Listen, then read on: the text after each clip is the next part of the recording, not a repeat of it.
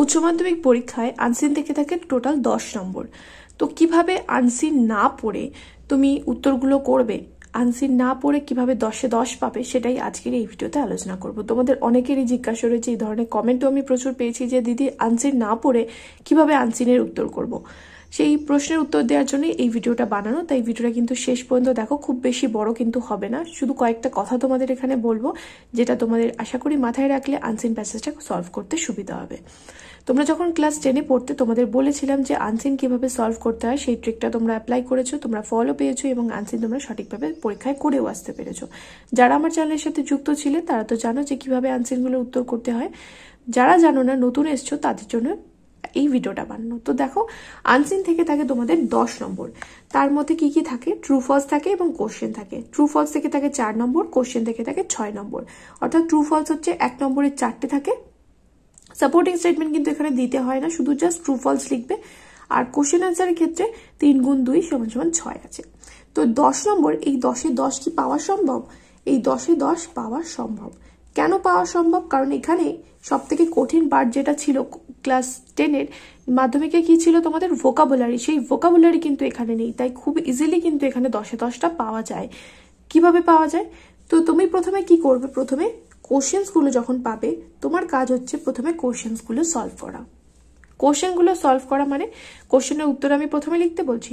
হ্যাঁ, কোশ্চেনের উত্তর তোমায় প্রথমে লিখতে হবে। তোমার প্রথম কাজ হচ্ছে এই যে 3টে প্রশ্ন তুমি পেলে, 3টে প্রশ্ন যখন তুমি পাবে প্যাসেজ পড়ার আগে প্রথমে তুমি এই 3টে প্রশ্নের মানে বুঝবে। ক্লিয়ার হলো?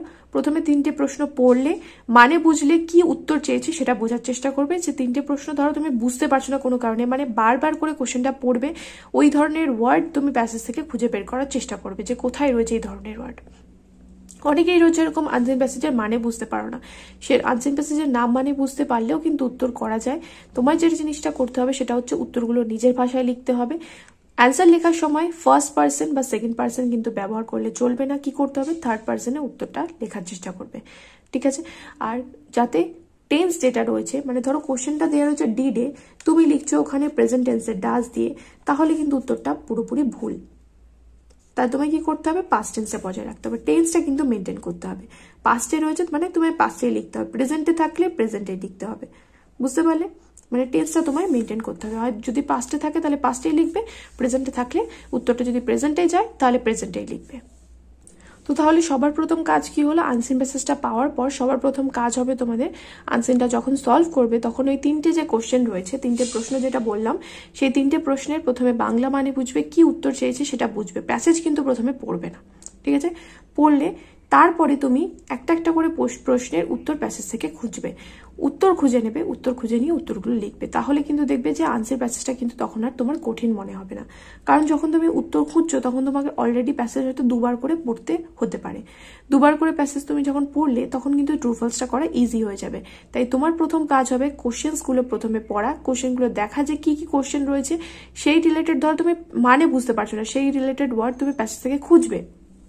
প্যাসেজ থেকে খুঁজে তারপরে উত্তরগুলো কিন্তু নিজের ভাষায় লিখবে। নিজের ভাষায় লিখলে কি প্যাসেজ থেকে অ্যান্সার নিয়ে যাবে না? অবশ্যই নিয়ে যাবে, কিন্তু ওই যে বললাম টেন্সটাকে কিন্তু বজায় রাখবে। আর যদি কোনো জায়গায় অবজেক্টে চেঞ্জ করতে হয় তাহলে কিন্তু সেটাও করবে। মানে প্রোনাউনে চেঞ্জ করতে হয়েছে, ধরো কোনো জায়গায় আই রয়েছে সেখানে হিম করতে হবে, এই প্রোনাউনের চেঞ্জগুলো কিন্তু করবে যাতে গ্রামাটিক্যাল এরর না হয়, ভুল না হয়, সেদিকে কিন্তু লক্ষ্য রাখতে হবে। তারপরে যখন ট্রু ফলস করবে তখন দেখবে যে প্যাসেজটা খুব একটা পড়ার কিন্তু দরকার পড়ছে না, ট্রু ফলস কিন্তু নিজেই করতে পারছো। এবার যদি তোমরা উল্টো প্যাটার্নে করো, অর্থাৎ ট্রু ফলস করে নিয়ে তারপরে কোশ্চেন্স করো, তাহলে কিন্তু কঠিন হতে পারে তোমাদের ক্ষেত্রে জিনিসটা। কারণ যদি তুমি ট্রু ফলস করো, ধরো প্রথমে যে সেন্টেন্সটা দেওয়া রয়েছে সেটা তুমি পড়লে, তারপরে তুমি সেই রিলেটেড লাইন প্যাসেজ থেকে খুঁজছো, তো ওই ধরনের লাইন খুঁজতে গেলে তোমরা কিন্তু অনেক সমস্যার সম্মুখীন হবে। ধরো দেখা গেল তুমি লাইন বুঝতেই পারছো না, এই লাইন কোথায় রয়েছে, হঠাৎ করে কোনো একটা লাইন যদি তুমি পেয়ে যাও আনসিন প্যাসেজের, তাহলে কিন্তু সেটা করতে অসুবিধা হবে উত্তরটা। তাই তোমাদের যেটা বলছি সেটা হচ্ছে প্রথম কাজ হবে তোমাদের কোশ্চেন অ্যান্সারগুলো করা, তারপরে কিন্তু ট্রু ফলসটা করা। যদি এই প্যাটার্নটা ফলো করো যেটা বললাম, তাহলে কিন্তু তুমি খুব ইজিলি আনসারে কিন্তু 10-এ 10 পাবে। যদি উল্টো প্রসেসে করো, প্রথমে 4 নম্বর করে নেওয়ার পর তারপরে 6 নম্বরটা করো, তাহলে কিন্তু ভুল হবে। তাই ভুল হওয়ার চান্স যদি কমাতে চাও তাহলে প্রথমে ঠান্ডা মাথায় আগে কোশ্চেনের অ্যান্সারগুলো লিখে নেবে, তারপরে কিন্তু ট্রু ফলসগুলো করবে। আশা করি বুঝতে পারলে ভিডিওটা কিন্তু বন্ধুর সাথে এক্ষুনি শেয়ার করো, এই ভিডিওটা কিন্তু তাদেরও কাজে লাগবে।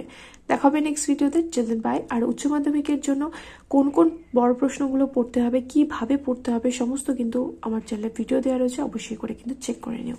দেখা হবে নেক্সট ভিডিওতে। Children by.